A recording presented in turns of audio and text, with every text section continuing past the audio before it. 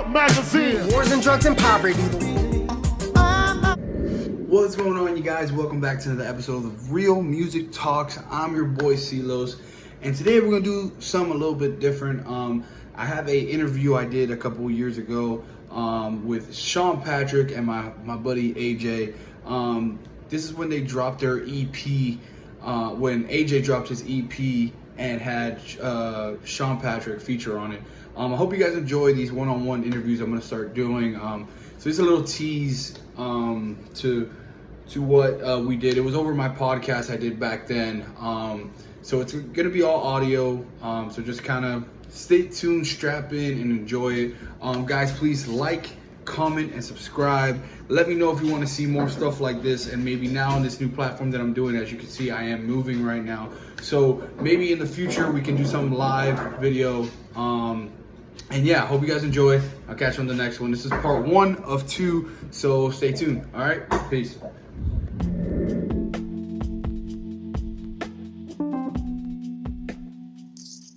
What is up, you guys? Welcome to the first iteration of the Real One-on-One Talk with Silos on the Real Talk with Silos podcast. Today, we have the one and only AJ, and one of the best musical artists I know so far, besides AJ, of course, Sean Patrick. How you guys doing today?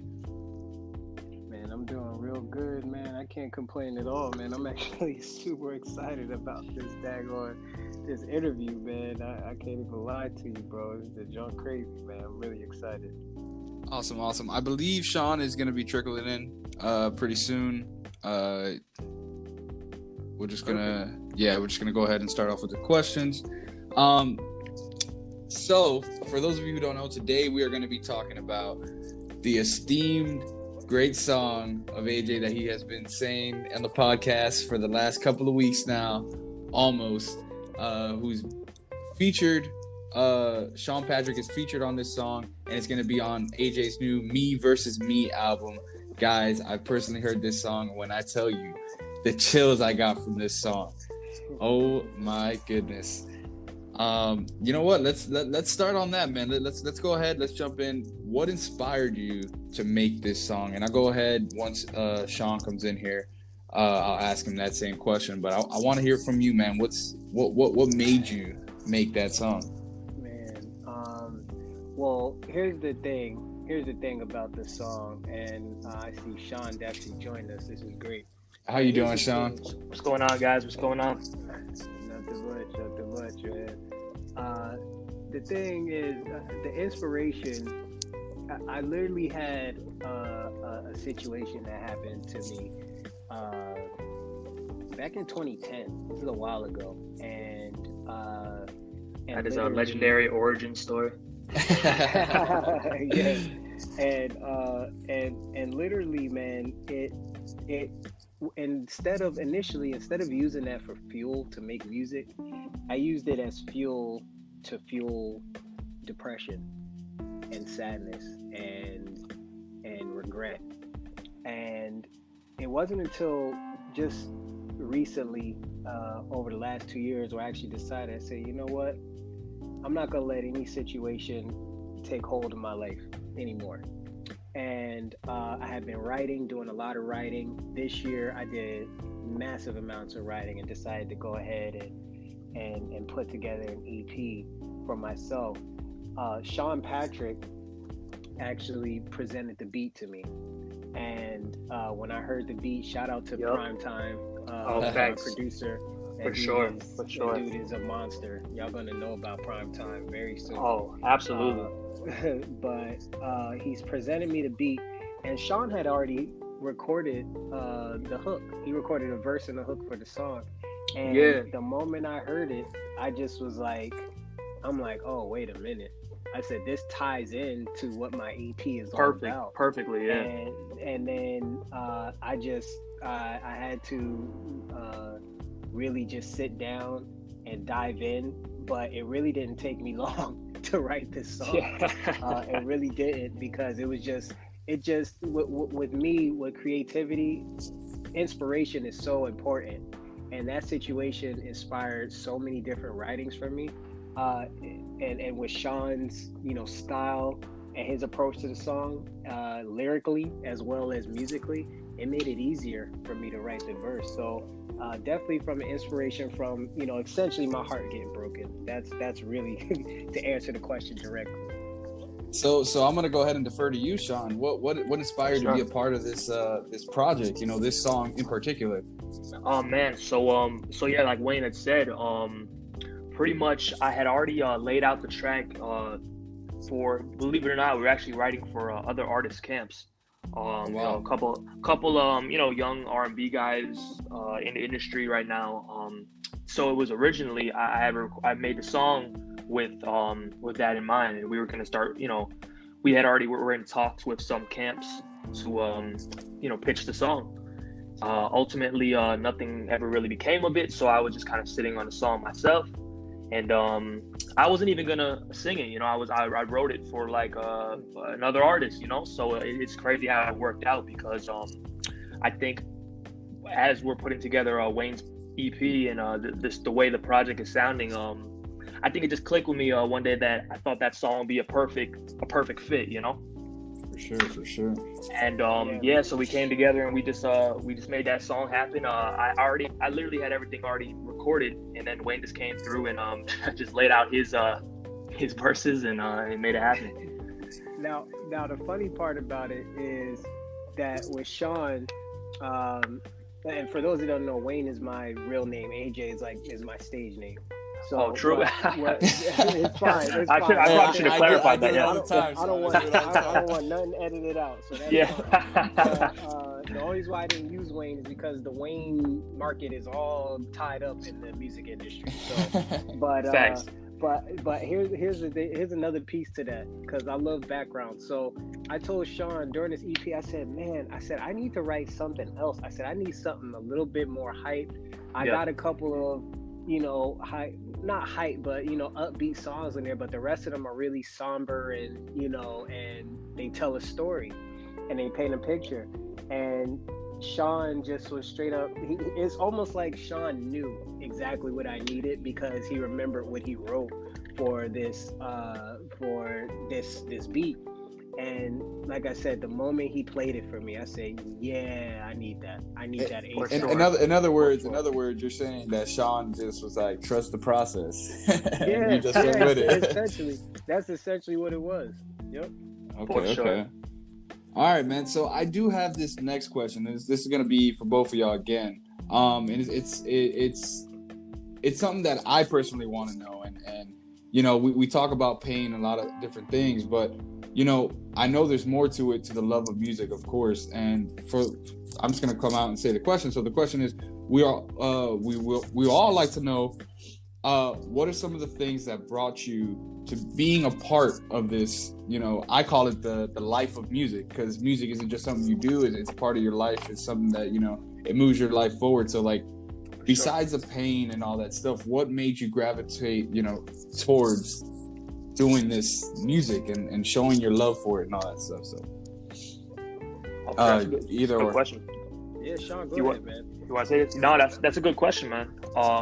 So I would say for myself, just kind of like when it all started per se for me would be probably as early as just middle school. You know, I think I was doing it before I really knew it was it's a thing. You know, I know right off the bat, me and Wayne, you know, have a lot of similarities when it comes to growing up around it. You know, my uncle was a rapper in the 90s. You know, it was pretty big at that point. Shout out Sham and Professor. And yeah, so I was always big in like, you know, like the school bands and whatnot. I was on drumline at one point in high school. So I kind of started coming to the realization that you know, I could actually, you know, put songs together, put lyrics together, melodies. Started off singing, eventually worked my way up to figuring out how to record, and I ended up going to school for it as well. And that's actually where me and Wayne met. We met in school for music, which is like a perfect combination, you know. And yeah, I just been doing it as long as I can remember, really. Just making the songs and just progressively just adding on the next step. You know, it started without a mic. Now we got a whole studio. now we're working on, you know, That's production dope. companies. Yeah, so it's just like it's been just a super organic just flow, you know. Yeah, mine is a little bit similar. As he pointed out, we kind of had the same type of um, road. I think mine is a little different though. For me, my father's side of the family is very musically inclined. You're either Facts. a preacher, a musician, a farmer, or a mechanic, you know. But mostly it's musicians and preachers in the church. And growing up, I used to just sit and watch our church drummer at my grandfather's church, Keith Marshall, and talented guy, very talented guy. And I just used to sit and watch him. And then I started playing drums. I had a natural gift for it. I had a knack for it. It came to me very easily. And when I got to high school, it's funny because I thought when I signed up for band, it was a brand new high school. It was a brand new district, brand new high school. I signed up for band, and I thought I was joining a band. I didn't realize the band was trumpets and horns and flutes and clarinets. I'm like, what is this? And they're like, this is band, you know, symphonic band. I'm like, man, where's the bass drum? Where's the piano? And where's the drum set? That's what I was looking for. I'm like, yeah, I'm going to join band. So I didn't know how to read music, and literally, I feel like I almost should sue the movie Drumline because they just took my life and made a movie out of it.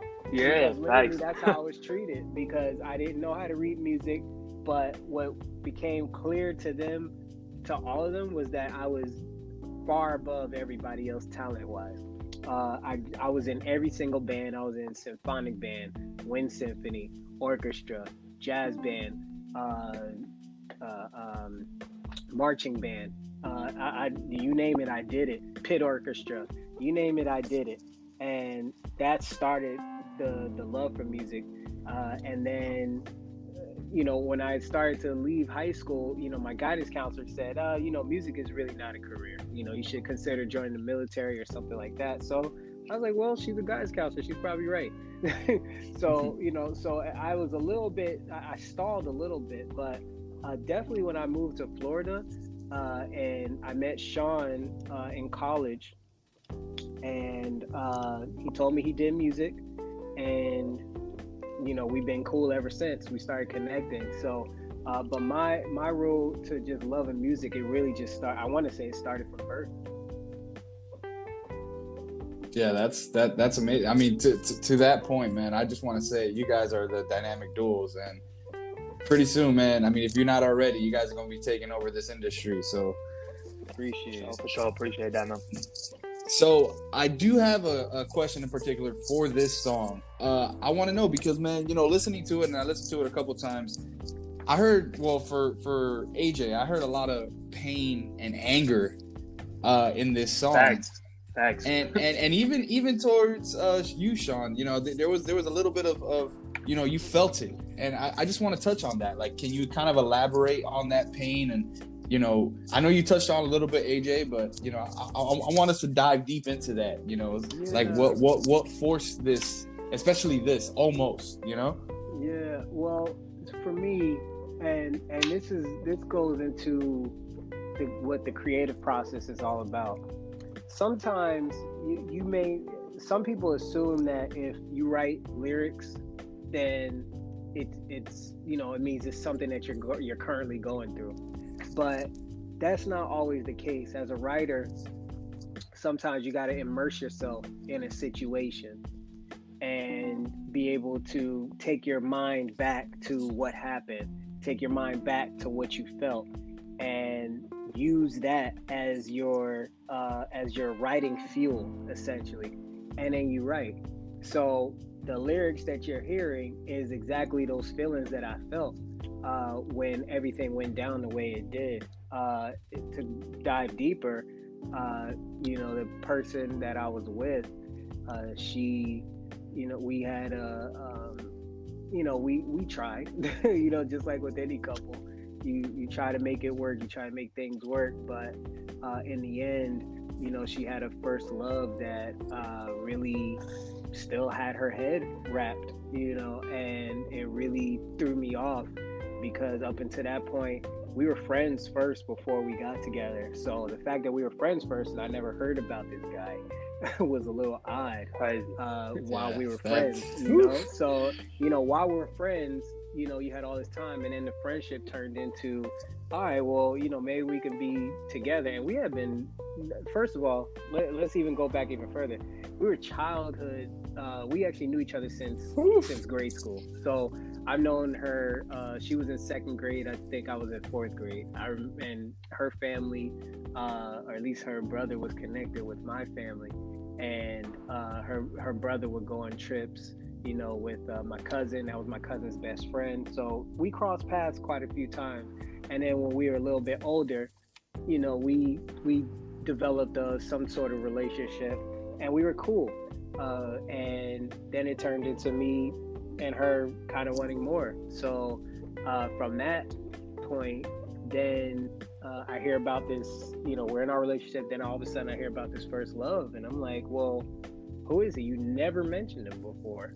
You've never mentioned a guy before. So it was a shock to me, and the way she carried herself, for about, I think it was about a good few days where I just felt so uncomfortable about the relationship. I just was like, yo, man, I'm done. So I was lyrically, you could hear my delivery was angry because that's how I felt at the point. When usually when something like that happens to you, one of the first things you start thinking about is, what did I do that wasn't enough? That, you know what I mean? Man, you can relate. Everybody can relate to that feeling, man. Yeah, I know I surely did. Yeah, For sure. That's the first thing I asked myself. I'm like, what didn't I do that wasn't enough? Yeah, and it's not like you can completely forget about people from your past, but they should not impede on your future.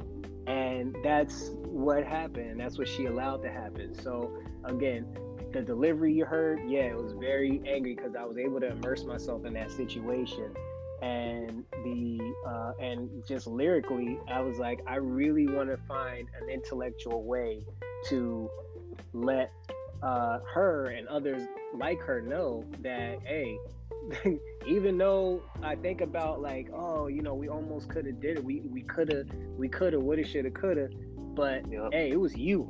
This is your fault. At the same time. So it's not almost like, oh man, we almost had it together. It's almost like, yeah, we almost got it right, but it's because you dropped the ball. So that's literally, that's literally the surface of it all. But yeah, it's sometimes you find yourself, when you immerse yourself, you got to be careful, because then you start feeling those same feelings, and then things start coming back to you that you have gotten over, and you don't want to get to that point, because then you'll start feeling what you felt back then all over again, and I didn't want that for myself. So I did just enough to get myself in and get out. For sure. And so Sean, man, go ahead, man, take it away. We gotta know about you too, man. Let's go. No, I'll just say, I think going off of what AJ was saying, pretty much, I had made the song prior to all of this, but nonetheless, I was, I've been a part of the whole process of AJ's EP. So I've been hearing the music that he's recording regarding the whole situation he was just talking about. So when we finally did come to the conclusion that we're going to do this song together, and then I hadn't heard his verses before he got in the booth in the studio. Wow. And really? So so it all kind of came together that way. And so he went ahead and did it, and then I had realized it's about this same person, about the same girl. And it's crazy because it made me want to put out the song more, because I'm like, I had already made the song about my own situation, but I feel like what he did to it just fit perfectly. And I've been in touch with the whole situation based on our conversations in the studio and all that. So I definitely I'm already 100% behind it. But I would say just for me, the song itself was, we can all relate to that mentality for of, sure. oh, you being so close to someone, that girl that it almost worked out with, and it just for some reason it just you almost had it, but there was just a barrier there, whether it be them or maybe a circumstance with scheduling, time, whatever the case may be. We're all young, so it's just that it's kind of like one of those timeless songs. I feel like that can go across anybody's circumstances, really. And honestly, to your point too, I feel like this song could actually be for different generations too, man. For even the young love, the puppy love type of thing going on. A lot of people going through all that too, So I feel like every generation of age can relate to this song, and it's beautiful, man. It was honestly beautiful listening to it. For sure, I appreciate that, man. Appreciate it.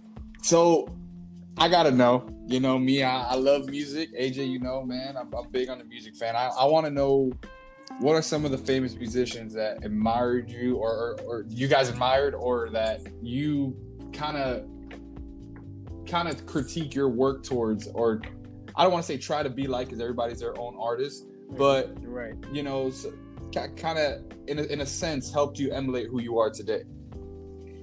Man, for me, I'm gonna jump on this question first, because I could literally talk about this subject all day. But as far as rappers, my favorite rapper of all time is Biggie Smalls, Notorious B.I.G. That's my guy. I love Notorious B.I.G. But I listen to a lot of old school hip hop. B.I.G. A lot of people may not consider Eminem old school, but I think he is, because he's still releasing albums. But Eminem, Rakim, Nas, Jay-Z, legends. KRS-One. These are guys that to me just had really powerful voices. They were also wordsmiths. People will call it blasphemous, but I love Tupac too. Tupac is great. I never really thought of him as just this crazy lyricist. I always felt that he was more of a poet, and I actually took that aspect. Yeah, I actually took that aspect of spitting verses from Pac, where I don't emulate anybody's flow really, but from Pac, at least being able to deliver with feeling and meaning, and do it as poetically as possible. And I try to kind of do a lot of the word play, a lot of the word play, like kind of how like a Biggie or Eminem or even a Big Pun would do. Another legend, all legends, man. So that's that. As far as singing is concerned, because I do mostly singing on this EP anyway, but as far as singing is concerned, I mean, I listen to everything, man. Everything. I would say I love, somebody like a Nat King Cole, Frank Sinatra. I know I have a really old soul with a lot of things, but R&B, I love D'Angelo. He's one of my favorite artists. Music Soul Child, Dwele. These are all like that neo soul, that Philly neo soul. I love it. So, but yeah, I would say those are my main inspirations. When I approach the music, I actually try to take from everybody as much as I can. For this album, or this record in particular, for Almost, I actually did try to take a little bit of Big Pun's approach lyrically, not lyrically, but flow-wise, especially in the second verse. But I also try to deliver it like a Biggie would. It's crazy, but now you saying it, I see it. I see the correlation to it, the mirror of it. Yeah, I try to, because my approach, I'm like, I wanted to be fun. I wanted it to sound fun, but I wanted it to hit. Yeah, like it pierced, definitely. Yeah, so, but yeah, I would say that, but I pull from everybody, though. I really do. But that's it for me. dope, man. And I just want to say too, being around AJ, he just has a wealth of knowledge when it comes to just different kinds of music. We've done road trips to Orlando where he's literally put me on to like the most ridiculous music that I would have never heard otherwise. Just throwing that out there. But I know for me, definitely it's always been a really big mix for me, because I do the rapping really hard, and I also do the singing really hard. I try to exist in both worlds. It's funny, this is probably the first record that we've ever done where I'm not the guy rapping. Yeah, it's a dynamic change. I think that's gonna be people are gonna be really surprised to hear that. Yeah, definitely surprised. Yeah. So but yeah, I mean, definitely as far as rappers go, like I said, my uncle is a big old school hip hop head. He just always been putting me on game. So there's a matter of fact, we're originally from New York. He actually took me out to a Grandmaster Flash and Furious 5 link up. Ooh. Yeah, so it was nuts. So I got to meet all these dudes, and mind you, I'm like coming out of, I think I was still in high school at the time, so I'm like, I appreciate the moment now more than I did. Oh, of course. And I'm shaking hands with all these guys, taking pictures. There's super cringy pictures of me like post puberty, like posted up with these dudes. It's hilarious. It's hilarious. But yeah, so I really appreciate that, in the long run, that he did that for me, introducing me to all those guys, and they did a live show at the BB King's actually. So yeah.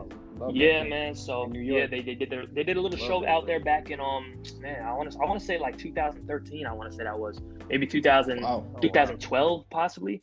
But yeah, so he would always put me on to those kind of dudes. Obviously, like AJ said, Biggie is an extremely huge influence for me. I would say Biggie and Jay-Z are probably my top tiers. Ooh, yeah. Jay-Z, man, that's just like the guy. I don't know, just the way he talks about the lifestyle has just always been so appealing to me. And I always feel like I see a little bit of Jay kind of trickling through me when I do like raps about certain things, But it's funny you say that. I had and I don't know if you know this, but I'm a big fan of Dragon. Very, very big that, man. Oh, that's love. I appreciate that. I love that record. And man, like you can ask AJ. I be bumping that everywhere I go down the street. Nah, it's dope, man. That's love, man. And now that you say it though, I hear the translation, the way that he spits and he hits his line. That's what you come with, and that's what you throwing it on, man. Oh, absolutely. Like it's crazy. Yeah, man. No, I appreciate that. And I definitely do try to find that. I always try to find myself in the middle of modern music sonically, and I don't want to lose the substance that the old records had, in rap. So I always try to find myself right in the middle. So there's times where I'll be doing singing and more melodic rap, and then I'll hit the more heavy rap, maybe on the second verse or whatever I decide to do. So yeah, because I love those guys, but I also love people like T-Pain. That's like one of my it's like that was like my hero growing up, because he's from Florida. Yeah. And so I don't know. I know you're up in Orlando, but I don't know if you're familiar with the Los Solis Fort Lauderdale Strip nightclub area. Yeah. I'm originally born and raised from Miami. Oh, okay. So 305 to the day I die. So I've been everywhere. Man. That's what's up, man. Yeah. So I mean, I actually got a chance to meet T-Pain outside of a club. It was I literally waited outside because I wasn't even young. I wasn't even old enough to get in. But yeah, just like meeting your hero type of thing. Super nice guy. And I think just musically, he's like a genius. He was so ahead of his time. He influenced many different artists musically. So he's someone I definitely always looked up to. And obviously, as far as like the new school rappers, I guess you could say, you got to throw Drake in the mix. You got to throw J. Cole in the mix. All dudes I draw inspiration from. Yeah, that's I couldn't even say it better myself, man. That is amazing. Yeah, those are all legends. to actually piggyback off of something Sean said too, this is why I tapped Sean as one of the producers for this record. Obviously, him and Prime, because my thing was, I know that my approach to music is old school. You know, it is old school because that's what I listen to. That's what I listen the most to. But what I also knew was that I could do it. I could still approach each song lyrically in an old school way. But if I could have the music be more modern, then I feel like I'd be unstoppable in that case. So I tapped Sean and I tapped Prime to go ahead and help me out with this project for that very reason. So just even hearing him saying that just now, that's how he approaches his music. I didn't even put the two together, but it makes sense because I always felt like that's something that Sean did, both lyrically and musically, was take an old and new school approach at the same time. For sure. Because his lyrics are just as meaningful as it was back in the day, but the music is something that you want to play on the radio, and that's what's important. And to your point though, what's crazy about it is if you guys don't notice, that's actually like it's almost becoming the trend in music now, is where a lot of the old school and the new school is coming together. And this is what I'm saying. Both of y'all together, man, this is like, you guys are going to take over. And like I'm saying, if you aren't already, you guys are knocking on that door already. It's like both of y'all. We working. That's we just work, man. That's exactly what we do. We just literally work. And then I love the fact that Sean and I, we literally we would literally sit and analyze, with the music, just to make sure that the tones are right. And just certain little things that even the normal ear wouldn't hear, but just that we know there are other people that probably listen to the music as as deeply as we do. There's no room for any type of half doing it or mistake. So we take an approach where really we really just go in there and do surgery. It's a surgical approach. So maybe I should patent that. Yeah. Surgical. Yeah, no, definitely. Yeah, that's dope, man. All right, guys. So what we're gonna do now is we're gonna go ahead and go on a little break. What I'm gonna do is we're gonna play a little snippet to the new song "Almost," featured by Sean Patrick on AJ's new EP, "Me Versus Me." So we're gonna go ahead. We're gonna take that little break. I want you guys to dive deep. You guys are gonna love it. All right, guys. We'll be right back.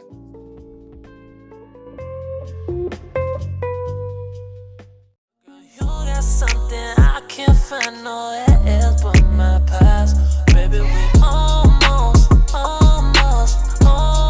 got it right. I know it's been some time, but can't get you on my mind. Baby, we almost got it right.